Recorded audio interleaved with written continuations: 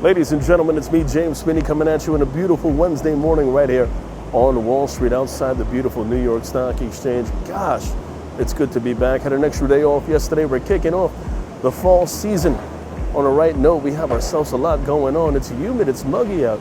Summer's still hanging on. The market's hanging on as well.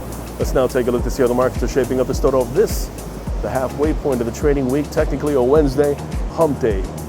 And you know what, a quick update about Modern Wall Street. We got a lot of things going on, lots of interviews, some surprises coming your way. You know what, stay tuned, and I'm just glad to be back. Let's go.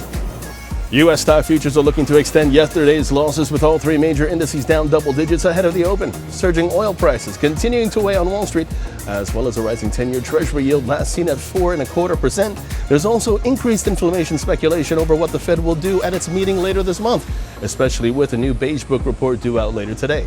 Elsewhere, the U.S. trade deficit widening an hour than expected 2% to $65 billion in July, as exports rose for the first time in 4 months, and Roku up nearly 9.5% before the bell after news that the company is cutting 10% of its staff. The streaming service also lifting its current quarter guidance as it expects to trim other expenses.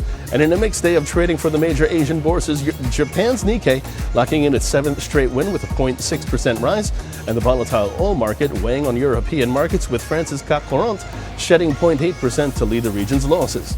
And lastly, some advice. Labor Day weekend is great, but it's time to prepare yourself for the fall season in the Northern Hemisphere.